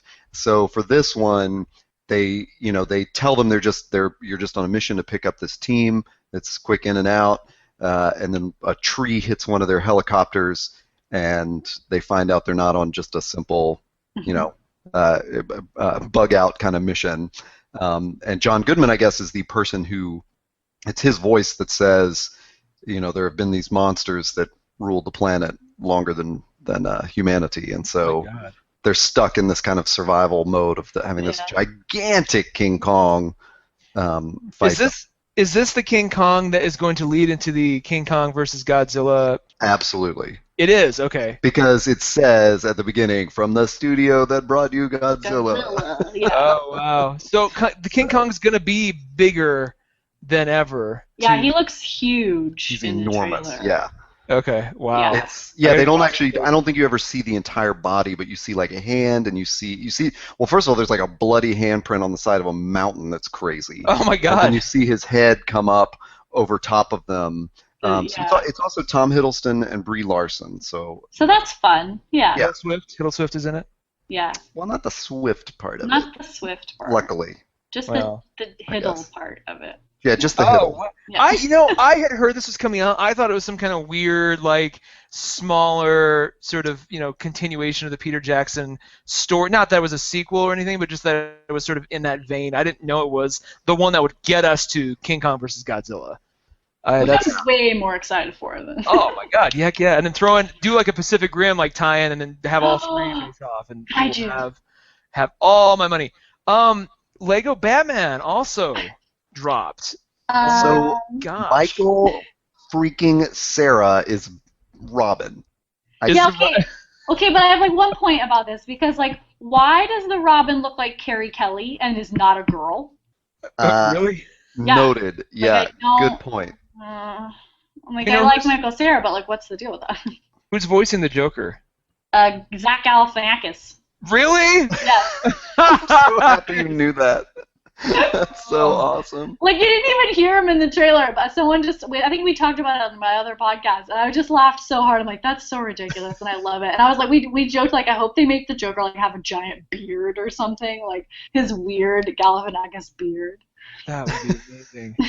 That would be, and maybe it'll be the first time the Joker actually gets to tell jokes, in a Batman story, a modern Batman story. Yes, the trailer is really just Robin acting silly for 2 minutes. I mean, that's literally all it is. It's not. There's nothing about the trailer that sets up the movie or anything. It just introduces Robin, and it's just silly and funny. So. And Alfred being very disappointed. Yeah. Like, Daddy is mad, and you can't be Batman anymore. Wow. Oh, that's awesome. Other than movie teasers and trailers, there were also TV teasers and trailers. There was, it was not in the show notes, but we did. I didn't watch it, but they gave us a blip of Defenders, which is more just like concept graphics than anything else. Yeah. And they gave us a blip of Iron Fist out of costume. Oh man. So actually, so I'm not totally sure what actually happened in the panel, but what is online right now is you can see, and it's not on an official Marvel channel, but it's on a YouTube channel in HD. You can see this like long trailer for all the Netflix Marvel shows. Mm. So it's kind of cutting in between Luke Cage, Jessica Jones, and Daredevil, and then that leads into another thing that cuts between into the Defenders and Iron Fist, and it's more than just like a blip. Like, it's like there's kind of some stuff to it. And it gave me enough where I was like curious. It starts with this little scrap of paper. I almost thought it was part of the Jessica Jones thing because it was cut. Like, is she looking for Danny Rand? But then it shows him, this kid getting a little bit of training in the ninja ways that he has, and then I think being put in an asylum and coming out of it. Like, so anyway, I was just very intrigued by like how they're telling that story. Every time I see Loris Terrell in more like promotional like photos and things, I'm more on board with that casting. You know, there was a lot of consternation. Wait. He's not Asian. Sir Loris is Danny Rand. Yeah. Oh man. Okay. Yeah. I'm ready for this because I also watched the King Arthur trailer, which came out at Comic-Con, I guess. Is he in that too? No, but I was gonna say what? Stannis Baratheon is doing his best Stannis Baratheon. What does he play in that? Stannis Baratheon. I don't know. It's like the most Stannis Baratheon role ever. He's in the He wasn't same killed by armor. Brienne. He just wandered into Camelot. Yeah. He's being all stern, and that one was directed by Guy Ritchie, and so Charlie Hunnam or whatever his name is from Pacific Rim is King Arthur, and it's like this Guy Ritchie thing where he's like, what had happened was me and the lads were doing this, and that's my English accent, and so he just talks like he's in Snatch or something. Oh, I hate it already. To a Stannis Baratheon character who is like not amused at all. Oh god. I wonder if that's supposed to be Merlin. Maybe. Well, he was in armor, but it was just so weird. So I don't even want to talk about it. I can't tell you anything besides that except for Baratheon. Well, the other two Loris big. Terrell, okay. Loris Terrell, man. The other two big ones, though, the big series sort of trailers that they dropped. Sherlock season 4, which I didn't expect either to be revealed, and you know, I don't know how you all feel. I was. Season 3 was a little tepid. You know, it had its moments, but it kind of left me going, well, okay. You know, I'm still on board, but this trailer just sucked me right back in, and you throw Toby Jones on top of the pile and just being all Toby Jones, and it's just like, oh my god, like I am so on board for this now. Yeah, I'm very concerned for Sherlock. Like he spent like most of the trailer looking very sad and or scared. Yeah. Which doesn't really happen. Like Sherlock does not get sad and or scared. So what is gonna happen that makes him? My favorite part is in the beginning where Moriarty says like, "Did you miss me?" And I go, "Yes, I did." Yeah. Like please come back. You're the greatest.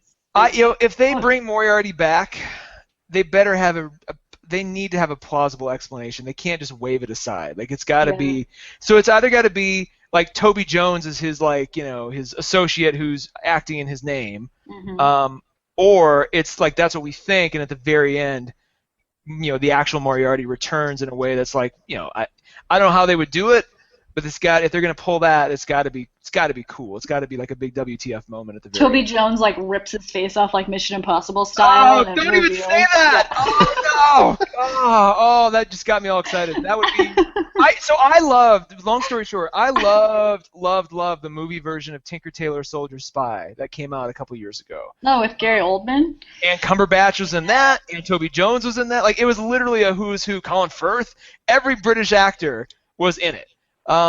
With the exception of Maggie Smith, because she was off filming Downton Abbey, but everybody else was in it. And Toby Jones played this sort of menacing CIA director character that I'm just like, I want more of this. And it kind of seems like that's what Sherlock might be giving us, just kind of more of that twist of character that he does so well. When they let him just sort of chew the scenery and just do whatever he is so fantastic to watch. I had to look up who this guy is, but yes, you're right. And Tinker Tailor, he is so awful. He is great. All those guys. Ciarán Hinds in Tinker Tailor is also kind of terrifying. He's always terrifying. He's great. And then the other one, and this is like kind of a shameless plug for a podcast we're gonna do. American Gods dropped a full actual trailer after all these they've been just dropping concept photos and production photos and stuff, and then we got our first full trailer off of their panel that they did, and first time we got to see the aesthetic of the show, the kind of the editing style, music and stuff. I am so on board for this thing that I mean in my mind I always pictured something a little different, and what they're showing me is something I'm like I want all of this. I'm so intrigued to see how they paint this, and as a huge fan of the book, the casting is just perfect, and I just can't wait. That's awesome. There's nothing about it that you would want to change based on the image you saw, from the books? Everything I've seen. The only thing that had me worried was that Entertainment Weekly photo in the Crocodile Bar, but it was, not lit right. Everybody's complaining. Usually when they do that, it's just, it's literally somebody comes on with their iPhone and shoots a photo. It's not lit. It's not color corrected. It's not, And so they kind of showed us more scenes from that same setup that were properly dressed for the show. Like, so I'm like, Gotcha. okay. But just seeing Ian McShane in his as just even doing his Wednesday lines, and I'm going to take full credit for this. When I was reading the book, thought it's tempting to think, oh, it's make it Anthony Hopkins or make it somebody like that who's played Thor before, or not Odin before. But as I was going, I'm like, man, this kind of reminds me of Ian McShane. Like, that would be really cool. So when they cast him, I was like, oh my God, this was what I was wanting. And yeah, man, and then you could put Gillian Anderson is in it as a new character that sounds really cool. The whole thing, man, I can't wait to start this podcast. Now, is she not a character from the book? I thought that her character Media was a god from the book. I don't believe so. Doesn't she play Marilyn Monroe? That's what the characterization is going to look like. Yeah. She's going to be a character who helps basically is like the face of the New Gods, like the public relations face of them, and like the New Gods. So the New Gods are things like technology or games or these obsessions that humans have now that they have. I'm sure like the iPhone or mobile phones or something will be a god. And there's one actually called the Technical Kid who kind of represents a lot of that stuff. But those will be and like money I think will be like one too. But these are the gods that replaced the gods that immigrants brought with them when they came to the New World or when they came to America. And when Ian McShane plays Mr. Wednesday, which is a loose amalgamation of Odin. So there's all this. And then they're all at war with each other as you come to find. I just can't. And the Orlando Jones as Mr. Nancy really took me by surprise. But the more I think about it, I'm like, man, that's going to be cool too. So there's so much that I can't wait for. Awesome, Emily. Did you have any other trailers that like you saw that were highly anticipated or gave you something new? They did show a bit of like the upcoming CW TV series. Oh yeah. Good point. And so I, as I mentioned, I love The Flash. I think The Flash TV show is one of the best shows on television, largely due to Grant Gustin's portrayal of the Flash, and so they did show a little bit of like what the world would be like now that he saved his mom in the end of the last season. And Flashpoint, they obviously can't do as much Flashpoint as in the comics because a lot of the major players are missing and it just probably just wouldn't work. But so we did get to see a little bit and it looks really good and I'm really excited for it. And the other one was Legends of Tomorrow, which I just think is so fun. I mean, it's not super great, but I always have fun watching it, and I love White Canary in it, and I really love Captain Cold, and so I'm excited for that one too. I didn't watch Arrow because I haven't finished the last season of Arrow because I just got so sick and tired of it. If you're out there and you're like Legends of Tomorrow, and if you like Doctor Who, Legends of Tomorrow is the closest thing to American Doctor Who we're ever going to get. Exactly. I mean, and Rory is in it. Rory's in it as the Doctor, and they have admitted as much. They're like, basically wanted to do Doctor Who, so here you go. Yeah, and even like when they in the like beginning part, like the monologue in the beginning of the season, like last season, where they were like the Time Masters, all would go Time Lords, and all their little Doctor Who things. Yeah. He has a code. He has the code and everything. It's just like, man, this is what it would have been like if that actor was cast as the Doctor. Like you get to see. Now, did they show any Supergirl stuff? Yes, thank you. Yeah, I don't. Not that I saw. They might have, but I didn't see it. I know that Tyler Hoechlin, who will be playing Superman in Supergirl, was there at Comic-Con for the panel, and he's cool. I like him a lot. If you don't watch Teen Wolf, you probably, or Seventh Heaven back in the day, you might not know who he was.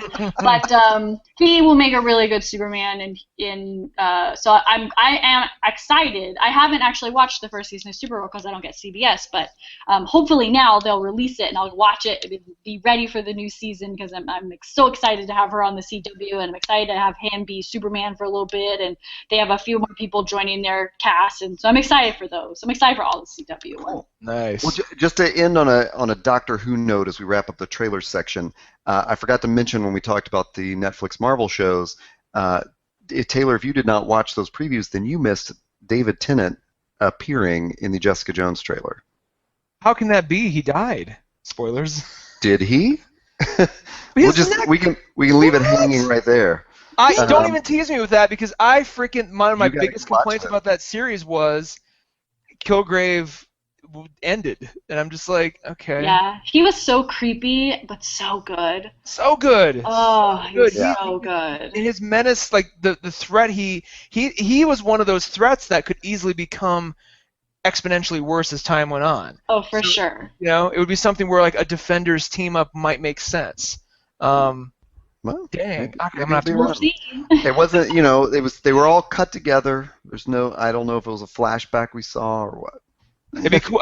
It would be kind of neat if the trauma of what she went through does haunt her from time to time, like where Kilgrave's like a voice in her ear that she can't quite escape. Like that kind of thing would be interesting to. At least it would be a way to bring him back, and as she develops as a character, she learns to shut him up and silence him, or make him not a threat anymore. There were some other things that happened that I think we should just do a lightning round on, and just do a fast, everybody just weighs in real quick on what they thought. New Marvel logo, new Marvel Studios logo. Does anybody? You're talking about the bumper, right? Not the actual just static graphic, but the bumper that's starting out at the movies, right? Yeah. No, I didn't even watch it. I didn't even see it. See it. Brie Larson finally announced as Captain Marvel.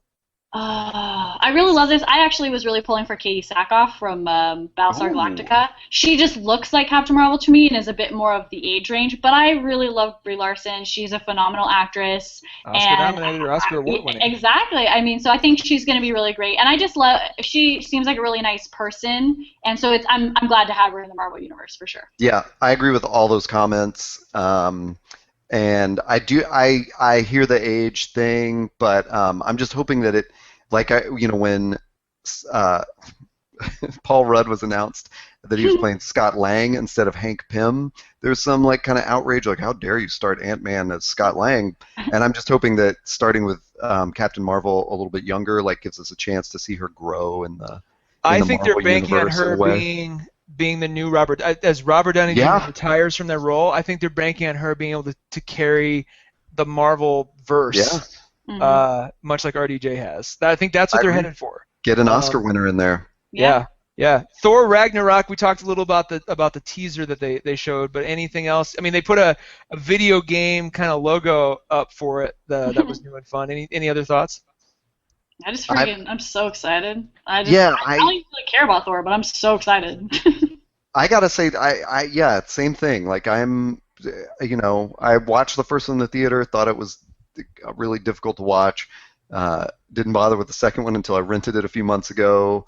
I liked it, but it was a rental. And again, I'm gonna butcher his name for the second time in our podcast, Taylor. But Taika Waititi. I'm just so excited that he's doing this, and director. Yes, he directed What We Do in the Shadows, and has been a big Flight of the Conchords sort of collaborator for a while. And so he was like a real left field choice, this comedic director to do this. So I'm really interested. Jeff Goldblum's in it. I'll watch Jeff Goldblum's in it as the game master, or what's his name? Isn't he one of the gods? No, he's Taskmaster. He's like the brother of the Collector. It's like in the comics, it's like the game master. It's gonna drive me nuts.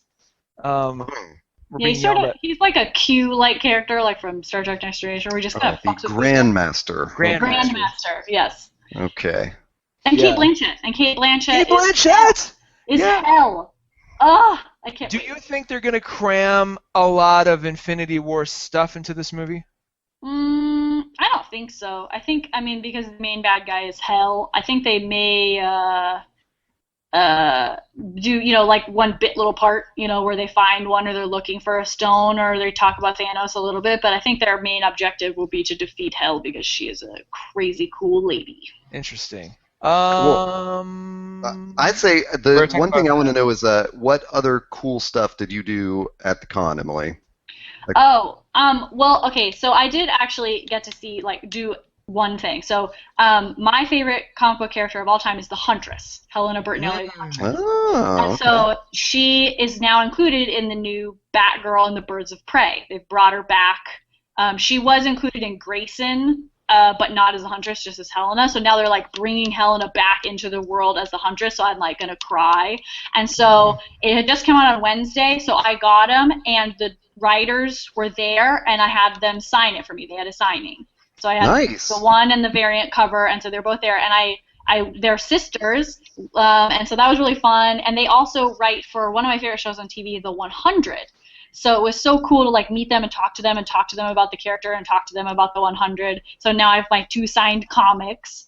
And I also did another signing with one of my friends, and her name is Sam. Her name is Sam Maggs. The person I was running to see when Will Smith thwarted me. Yes. And so briefly waylaid me. Briefly. And so she is a super cool lady, and we've been like internet friends for a few years, and before she was, super hype, and before the book came out and stuff. And so I already had her the first book that she wrote, Fangirl's Guide to the Galaxy, and then she also has a new book coming out called Wonder Women, which is a story about of some really cool geeky Wonder Women, obviously. So I actually had her sign that one for me, and then signed Fangirl's Guide to the Galaxy for my 11-year-old cousin, because she's like a little nerd, and I wish in my family I had like a nerdy older cousin to help guide me. And so I'm giving her this book, and it was just good like to see Sam too, and like and so I'd never met her either, and she doesn't know who I am, but we've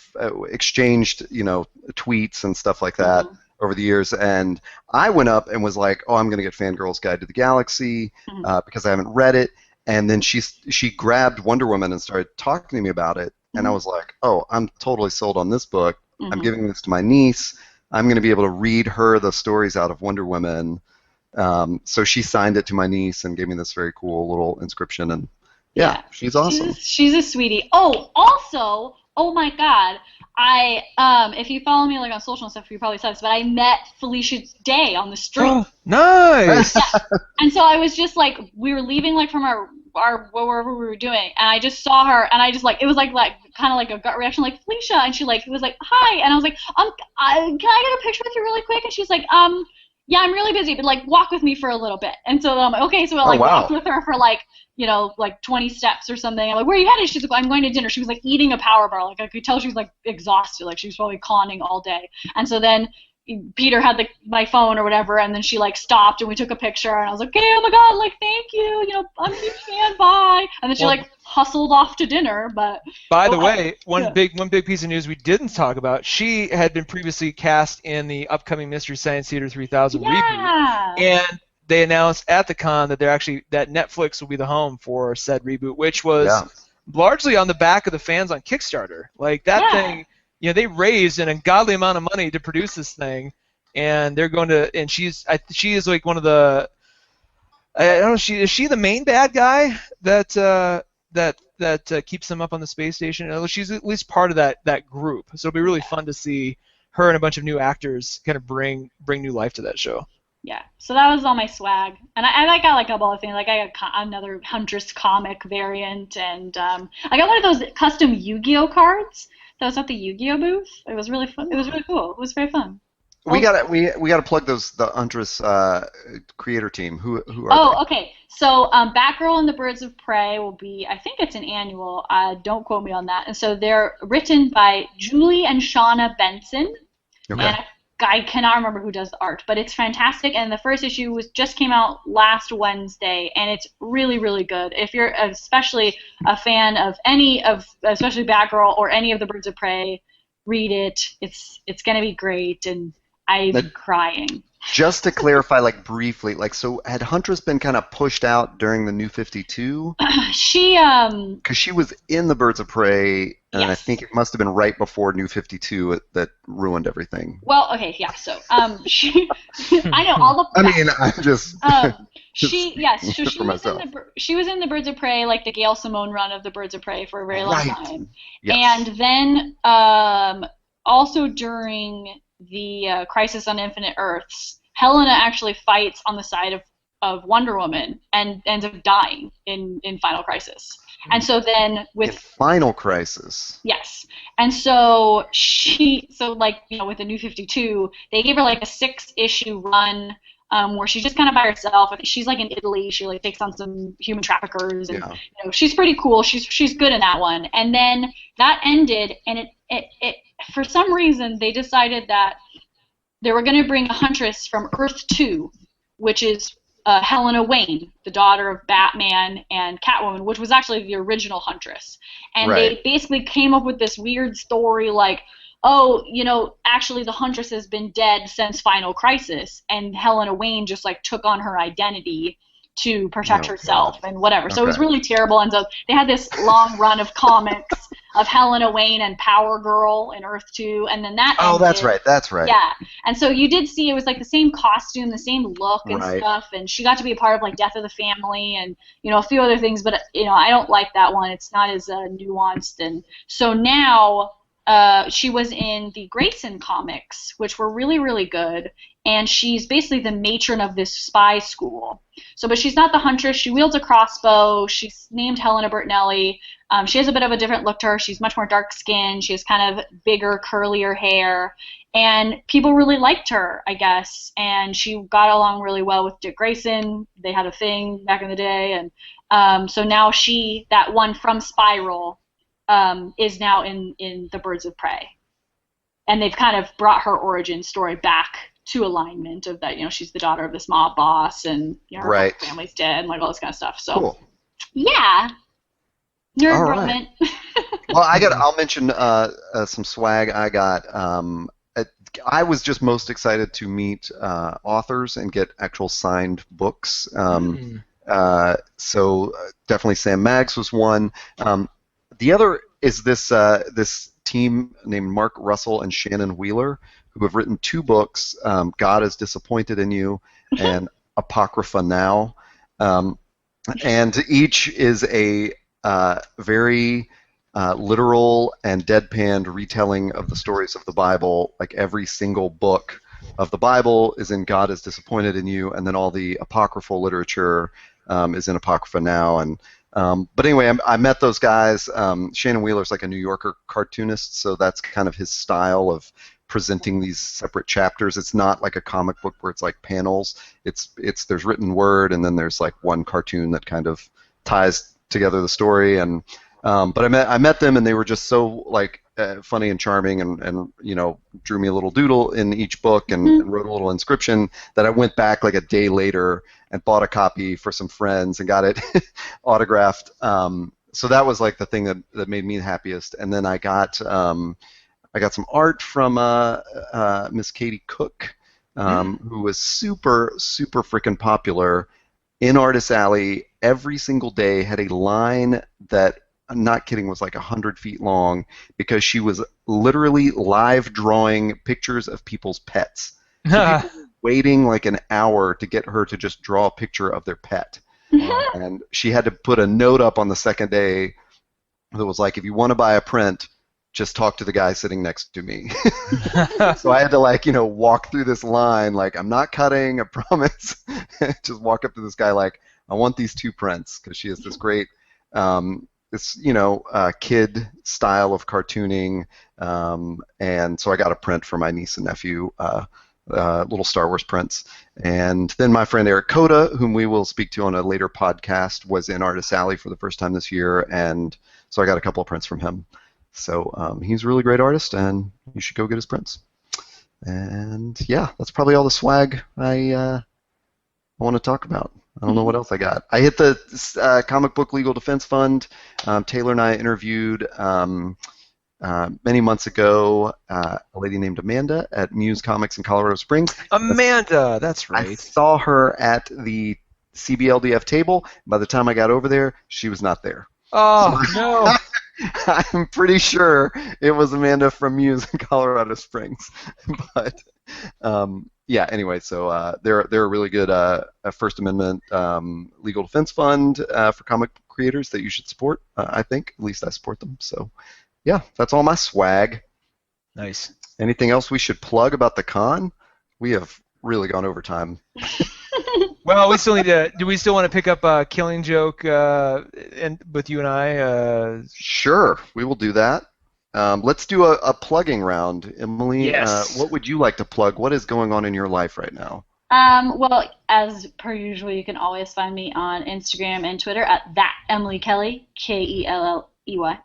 And you can also listen to me most every Wednesdays. We've taken bits and breaks here and there on assemblyofgeeks.com on the Assembly of Geeks podcast. That's on Wednesdays. And also, I'm trying really, really hard, I promise, to get back into doing more YouTube stuff. I think we do have a video going to go up for Comic-Con in the next week or so. So Cool. if you would like to find me on YouTube, you can just look for Wrong Button Media. Cool. Taylor, would you like to plug yourself, or should we plug it? Oh, I suppose. Yeah. You can find me at Taylor Trask on Twitter, ToddandTaylorShow.com, ToddandTaylor.com, and wherever fine podcasts are listened to or sold or downloaded or whatever it is you kids are doing with your podcasts these days. Yes, and I am at HeyTodday on Twitter, and that's where you can find me. I'm HeyTodday.com, but nothing really happens there. So find me on Twitter, go to ToddandTaylor.com to listen to all these podcasts. I was told at Comic-Con that, what was the app they were using? I think it was on Stitcher, that if you search for Game of Thrones podcasts, we are right up there in the top 10. Hells yes, that's Wow. awesome. Yeah, and I credit it all to our fabulous guest stars on the last episode. I see. No joke. That elevated that entire show. Like we need to. That, Well, we are ready, Emily. We're ready for this Summer Children podcast.